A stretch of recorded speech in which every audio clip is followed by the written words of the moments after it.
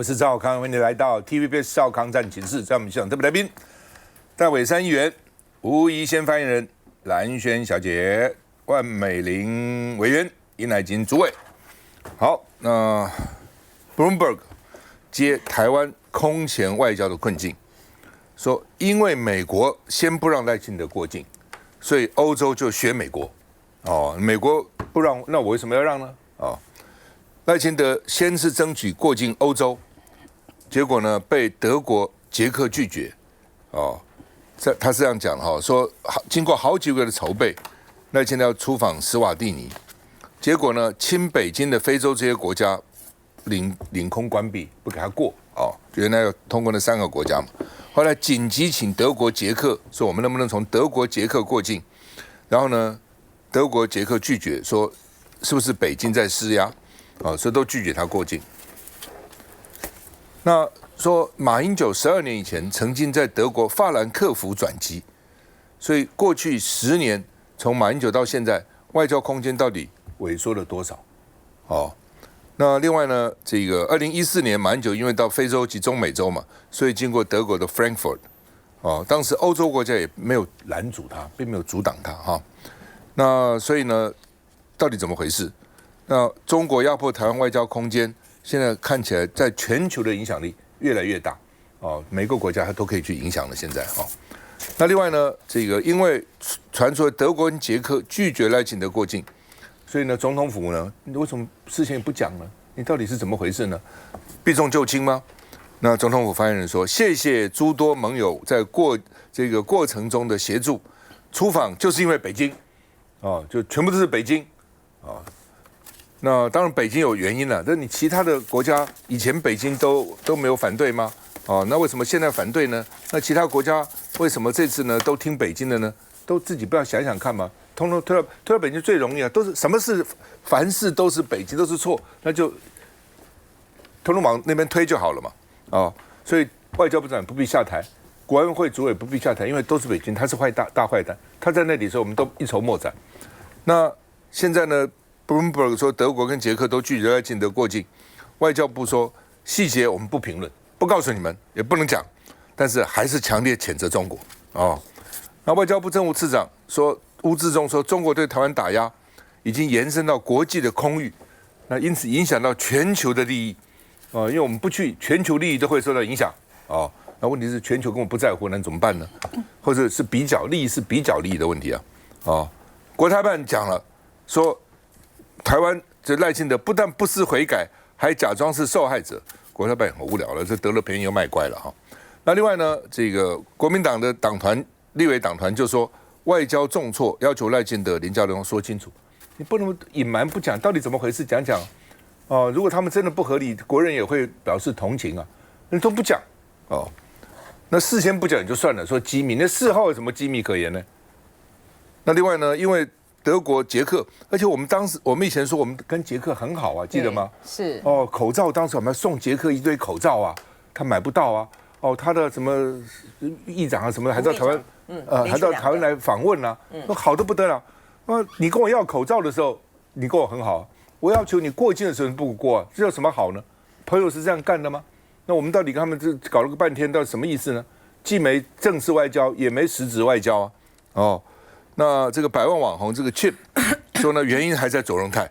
所以卓荣泰上次到日本，然后呢回来以后，日本当时是给你方便，说你呢不要讲，不要去声张，所以用私人名义，结果呢他把外交当作大内宣，拿来当政绩，是台日关系的重大突破，大肆宣传，结果让日本被老共洗脸。那这些国家一看，哇，搞了半天，对不对？那怕被你拿去大内宣，所以就不给你过了那另外我们看历任总统，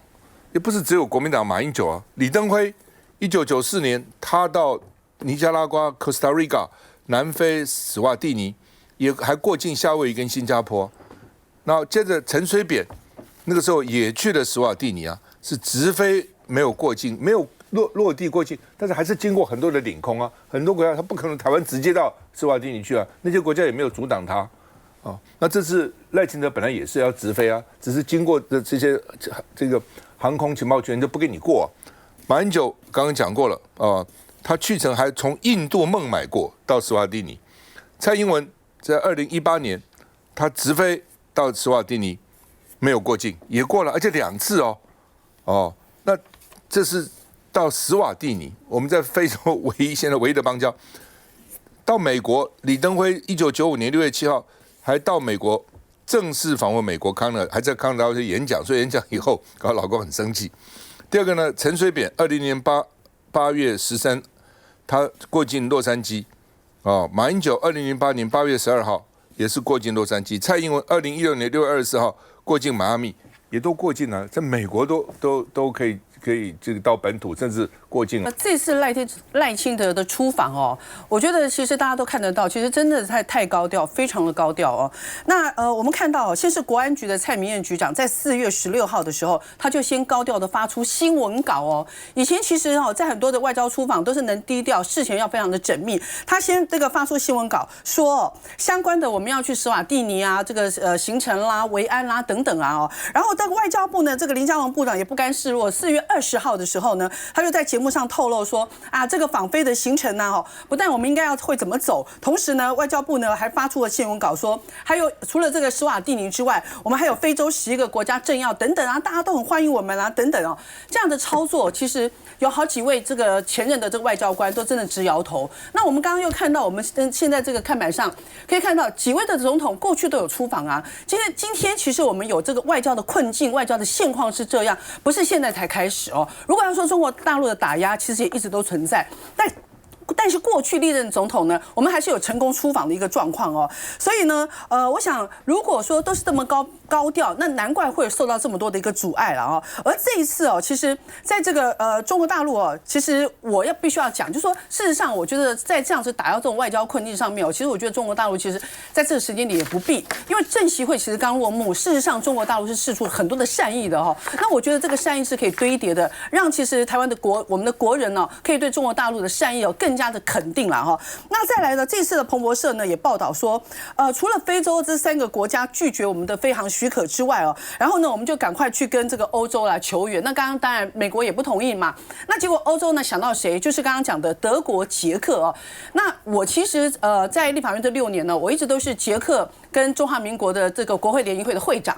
那捷克跟我们其实真的非常的友好那包括我们知道的那个韦德奇议长那他当时在2020年来到台湾的时候，还在我们的立法院发表了一个演说，当时还讲了一个非常感动，他就说我是台湾人，所以这个那个时候其实让我这个捷克跟我们的这个邦谊其实非常的深厚。那另外还有一个就是我们的那个前众议院的议长艾达莫娃一个很漂亮高高的女生，她也好几次来过这个台湾，那对台湾也是非常非常的友善的所以说其实捷克跟我们在欧洲国家当中真的算是最好的。当然一来啦，大家会有一个疑问，就是说既然这么好可是呢有需要我们帮忙的时候，那包括我们在这个科技啦，或者是在教育文化各方面的交流，其实我们都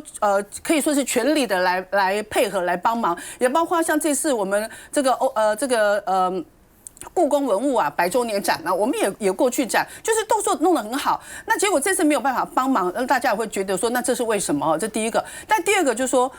我们看到有一个这媒体报道消息说，其实有官员讲说，我们去拜托这个捷克，拜托德国，说要求他们说2个小时可不可以来回复我们我觉得我看到的是事前我们的外交部其实真的非常的高调，然后呢，我觉得又不够缜密。那事后对于这种元首要出访一定有很多的状况嘛。我觉得在应变上面的这个策略跟备案其实又是不足的啦所以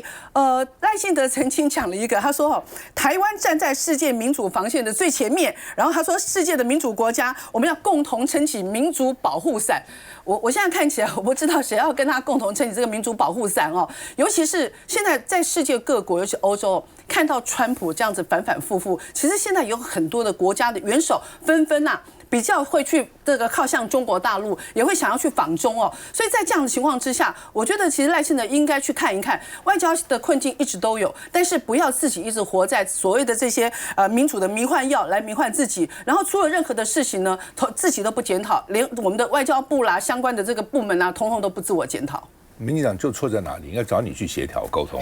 经过国会，真的有时候国会跟国会，国会跟国会之间，从他们国会开始启动，搞不好就成功了。南京跑外交。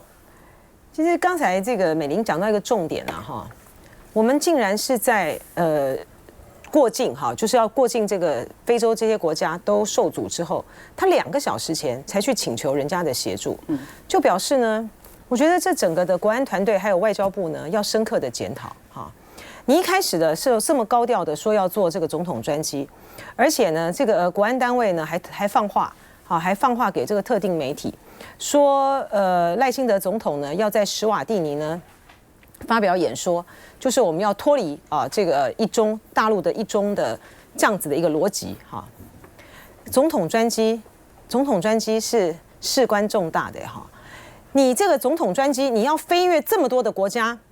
他们不但跟我们没邦交，而且飞越领空跟飞越飞航情报区是2个不同的概念。你应该就是要用后来林佳龙的那个做法，他就是用私人包机的方式。好，然后官僚飞机这样直接飞去，更何况这个时候还在战争的时期。真的说一句呢，民进党呢，大家都在批评说，哎呀，这个这些蓝营的人呢，都漠视这个中共的这个打压了哈，然后都不帮这个赖清德讲话，不是的，是在说这些的团队太不专业了。他们在处理这个元首出访的东西，每一个东西都是漏洞，都是问题。这些国家的那时候总统府的讲法说：“哎呀，这是给他们债务陷阱、经济胁迫。”那你现在德国为什么不同意你？捷克为什么不同意你？他一样有债务陷阱吗？他一样有经济胁迫吗？德国在有关于俄乌战争的这个立场上面，还有到目前为止，在对于中国的大陆的态度上面。他在俄乌的战争的这个部分呢，他还是希望中国大陆呢能够在这个俄乌的这个战场之中扮演一个关键性的角色。可是他在经济上的利益，在经济上面的利益跟基于德国的国家利益的时候，他的总理已经到中国大陆去访问啦。你说这些国家今天总统府的回应还是外交部的回应，都在说是大陆的中国的这个打压受阻，外交部。总统府，你们要好好的想一想，今天连这些德国这样的国家你们都能够把这种的抹红扣在他们的头上，就说他们是因为中国的这个打压受阻，那你不是在笑话德国吗？德国顶不住这样的压力吗？你今天讲说是因为中国大陆的打压，所以说呢，延伸到这个捷克到德国。你不是在给这个中国大陆出糗你是在给德国政府出糗你是在笑话捷克政府抵挡不住中国大陆的压力有没有搞清楚状况啊？我们今天呢到了赖清德总统，他的外交受阻已经真的是到了前所未有的地步了。这样子的一个国安团队、外交团队发生了事情了之后呢，还是一直把责任呢往外推。他们以为这招用这个中国大陆呢，打压民进党政府就能够成功。我觉得民众呢会迟早看清楚这一套不吃香了啦。不，基本上当然推给别人最容易嘛，自己可以没有责任嘛。北京有没有打压？我想是有的。北京有没有设法影响？一定会有的。但是这么多总统也都去过了，对你外交部跟国安团队，你自己有没有检讨？你能力够不够？而且事先呢，这种东西事先要秘密嘛，要低姿态嘛，对不对？那你敲锣打鼓。然后还叫那个什么索马利兰，还叫索马利兰欢迎你。索马利兰，全世界只有1-2个国家承认。对，而且他就是因为我们承认索马利兰，他在这个地缘政治里面遭遇到很大很大的压力我们国家搞不清楚状况。非洲50个国家都反对索马利兰，你还大张旗鼓，这种东西事后回来以后，或是已经访问完成了，你自己要去吹牛再讲吧，对。但你事前一定要低姿态嘛。这些国家，德国刚刚讲德国，我当环保署长当很久以前了，那时候我们跟德国也没邦交啊，对不对？我到法国环保部长邀请我到法国访问，我经过德国好几个部长，环保部长、经济部长、交通部长，好几个部长跟我面对面这个谈话，有的还在他办公室，人家不在乎啊，照理讲是不能在办公室的，就在办公室跟我谈，又怎样了？那时候德国这么大的国家，他要怎样？你抗议归你抗议嘛，但你不要让他难看嘛，事先大张旗鼓，让他就很难看了。需要再回来。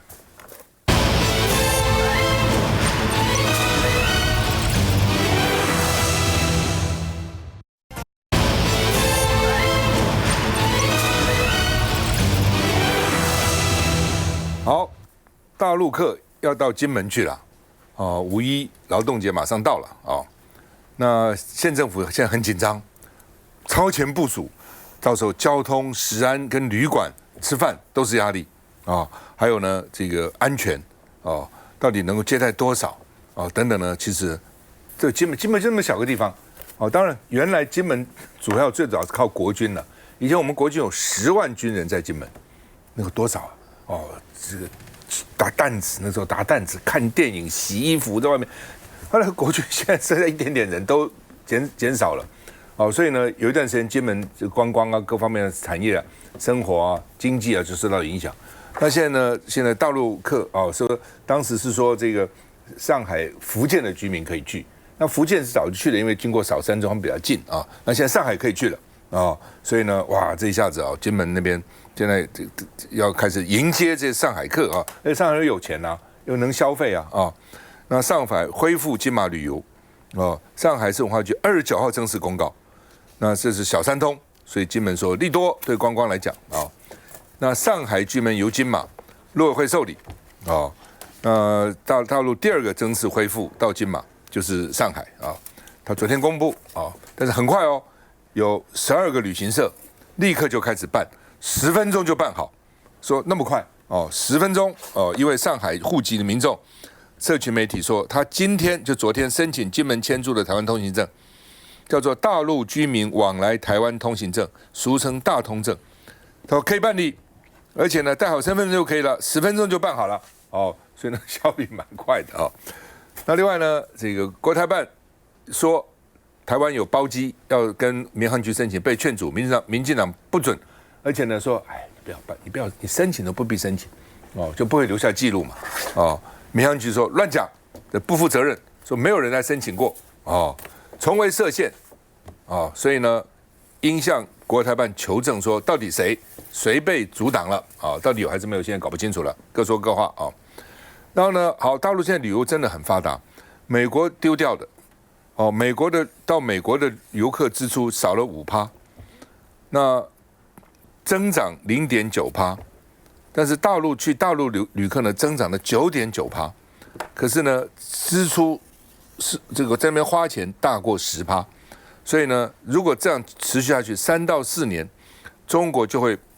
赶过美国，因为大家很喜欢到美国去嘛，到美国去啊很好啊等等，很自由啊，开车很方便，但是因为中国的景点多，可能也比较便宜啊，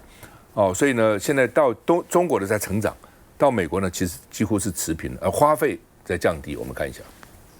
导览人员带着游客到隧道内的酒窖，实地了解金门高粱的制作过程，甚至让他们直接品尝。接着，不能拿，我坐飞机没有，不能拿，没有，我们可以就是说你可以打包。又把游客带到了贩卖部，果然不少人已经跃跃欲试，忙着要抢购伴手礼。只不过听着游客的口音，似乎跟国内民众有些许不同。您觉得金门怎么样？有没有比较有印象的？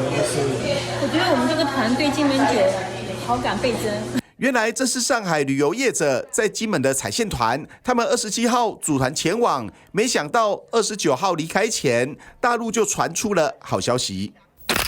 原来福建省的出入境管理单位及上海市文旅局29号接近中午发出公告，即日起上海居民可通过上海市及福建省的旅行社报名到金马地区的团体旅游及自由行，这也意味着陆客来台正在逐渐松绑。他们也偏向于说，在请我们做一个小包团的一个包装。我们也说希望那个台湾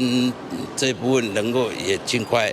来核准那个我们的入台的签证这个区块。根据了解，福建省能办理出境业务的旅行社约120家，如今官方也公布了其中76家成为办理金马业务的名单，超过60%的比例更被国内的旅行业者视作大陆开放陆客游台的最新表态。安全，我觉得这部分当然就是说，因为在郑丽文从中国大陆访中回来之后，政协会回来之后，那因为呢，这个习近平就是中国大陆方面马上就送了一个所谓的惠台10项政策嘛，哦，那我想这个部分的话呢，本来就是希望跟着就是除了嘴巴说，除了双人见面之外的话，希望让这个所谓的和平跟善意能够有更具体的落实。但我们知道，因为这个惠台10项里面有很多是必须要两岸的政府必须要这个等于是不是单方面的，就台湾政府必须要能够接招。然后台湾政府必须要愿意这个同意开放，但是呢，我们也知道，在过去这段时间，基本上郑丽文回来之后，这个民进党政府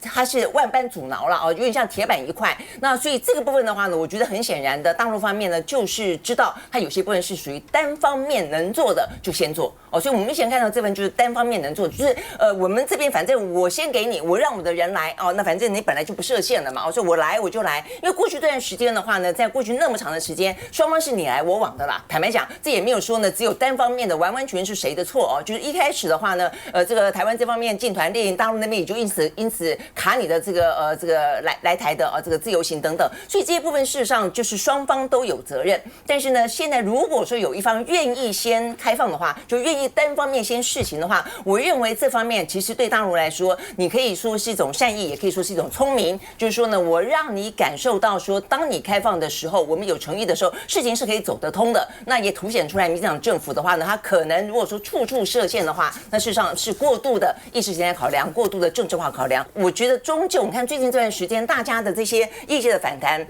已经摆明了，像前段时间 TVBS 吧，就上个礼拜做的民调，在问到说政协会后的两岸的一些气氛啦，你赞不赞成、支不支持、满不满意、成不成功的时候，我觉得有个数字最重要，就是66%的民众都认为两岸政府应该进行交流，应该进行协商。它不是说国共之间，是两岸政府之间，而且它是一个民调最高的，有权利的，没错，包括说对郑丽文的肯定也好啦，对这个政协会的成功与否也好啦，其实最高的是两岸政府应该要直接的交流跟协商。所以你会知道，民众对于这种你不断的拿着意识形态，拿着执政党自己的政党利益为由，然后的话进行两岸之间的这样的一个斩断事实上已经完全违背了台湾这些民众的一些期待跟想象。更何况，我觉得像前段时间那个甘肃的这个车祸，你不摆明了吗？我觉得民进党就是很会骗人就自欺欺人。你明明坦白讲，如果你真硬到这个完全都不放的话呢，其实也不会，你就罢，都不能去，去了就关起来。你睁着眼睛嘴巴说不去，底下的人通通都是打散的过去集合起来组团，就怕你因为没有旅游的相关保险，因此害了这些大家没有办法能够得到应该要有的一些照顾跟补偿，所以这是很大的问题啊！你用打散的去那边去玩，睁一只眼闭一只眼，那如果真的出问题呢？所以我觉得这个事情是让你就开大门走大陆嘛。今天大陆方面愿意这样单方面的先试行，那有更多的部分是属于双方，如果可以的话，放下仇恨，放下以人民的民生为主，以民生为念的话，台湾现在产业过度倾斜到半导体了，你不知道吗？我觉得这份事实上是大家都，而且普遍薪资也好，普遍的出路也好，基本上未来以后都是出现很两极的状况啦。所以光是拿经济成长率来看这个东西，我觉得完全政府忽略了其他产业目前的哀鸿遍野，所以就一枝独秀了。台积电一个人就占了那个每天股票全值的1半以上。刚刚蓝轩讲这个这次还算好。因为他组了团以后呢，所以他还去保了险。对。那很多呢，他们是零着去的。到了大陆再组，大陆的旅行社在那边接团。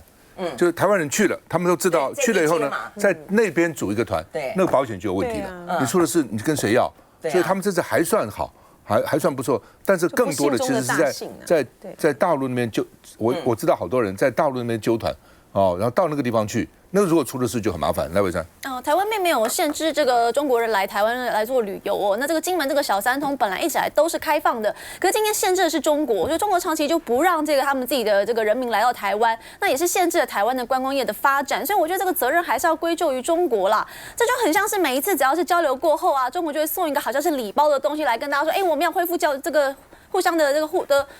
动喽。大家还记得在2024年的时候，这个马总统跟这个傅昆萁有到上海去就进行访问之后，他也是开一个大礼包啊，说我给你这个跟马祖之间、跟福建之间要有更多的这个旅游的这个机会哦。开放多少人呢？6000人哎，这个是一个施舍嘛，所以我就觉得很好笑哦。就现在都讲的好像很棒，说哎都开放你来啊，到底来多少？那细节到底让我们台湾人赚了多少钱也不知道嘛。但是这也是一种中国的大外宣啊，这个宣传好像听起来很厉害，哇，真的好多人来哦。可其实实际上到底可以有多少的经济效应，真的是一个问号。但这个还是一个甜蜜的这个糖药啦。我们还是回到上一节在讲说这个台湾的这个非洲的这个问题。其实台湾就是中华民国嘛，那我们今天中华民国人民选出来的总统要开大门走大路出去外面做外交，难道不行吗？为什么一定要偷偷摸摸，一定要如此低调？那我觉得在这个之下，我们当然还是要认为我们国有国格嘛。那今天好，即便是德国跟捷克让我们有这个飞航权经过它的领空，难道到了非洲这个施瓦蒂尼是个内陆的一个国家旁边的这个非洲国家只要愿意帮中国阻止这个航道，我们还是飞不进去啊。所以这个捷克跟德国开不开放航道，这是个假议题，根本不重要。重点是，即便开放了，我们还是飞不进去。很抱歉，接下来再回来，那要补充来。很抱歉哈，因为这个暐珪这样讲，听不下去了，我实在是没有办法接受哈。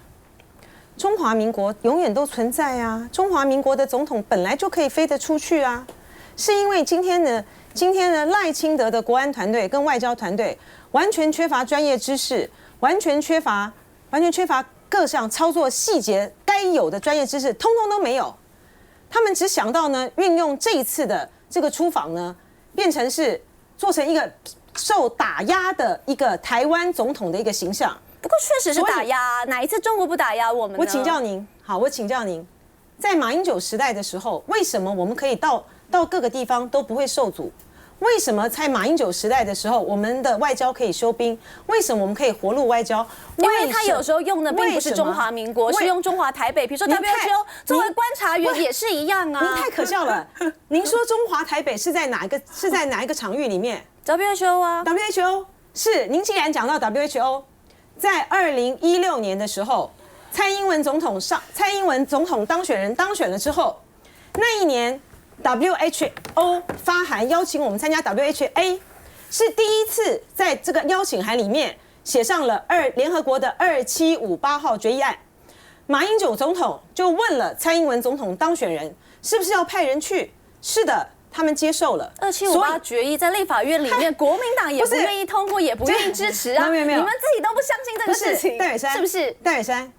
您在这个外交方面呢，缺乏一贯的知识，哈。所以不要在那边硬凹。我的意思就是，在马英九上台之后，我们出席这个 WHA 年会的时候呢，当时 WHO 的秘书长发函来，从来没有在这个邀请函上面写2758号决议，一直到2016年蔡英文总统当选的时候，马英九那个时候还是总统，因为5月20号才交接嘛，那个时候的陈冯富珍 WHO 的秘书长，他们来函邀请的时候，第一次把2758号决议案写在这个上面。这个时候呢，马英九就问了蔡英文总统当选人派不派人，蔡英文接受了，他派了林奏延部长去。我们在参加 WHA 年会的名声叫什么？就是中华台北。休息一下再回来。